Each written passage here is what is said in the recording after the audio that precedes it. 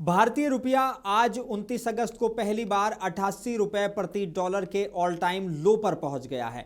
Expert का कहना है कि भारत पर अमेरिका के टैरिफ की वजह से रुपए में ये गिरावट देखने को मिली है। कारोबार के दौरान रुपए में आज अमेरिकी डॉलर के मुकाबले करीब 64 पैसे की गिरावट देखने को मिली है और ये 88 रुपए 29 पैसे प्रति डॉलर पर पहुंच गया है, जो अब तक का सबसे निचला स्तर है।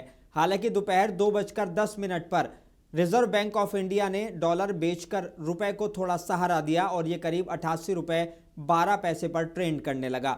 इससे पहले फरवरी में रुपया 87 रुपए 95 पैसे प्रति डॉलर के ऑल टाइम लो पर आया था।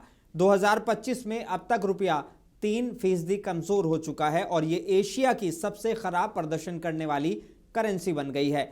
जुमे को ये चीनी युआन के मुकाबले भी रिकॉर्ड निचले स्तर पर पहुंच गया है। रुपए में गिरावट का मतलब है कि भारत के लिए चीज़ों का इंपोर्ट महंगा होना है। इसके अलावा विदेश में घूमना और पढ़ना भी महंगा हो गया है। मान लीजिए कि जब डॉलर के मुकाबले रुपए की वैल्यू 50 रुपए थी, तब अमेरिका में भारतीय छात्रों को 50 रुपए में $1 मिल जाता था।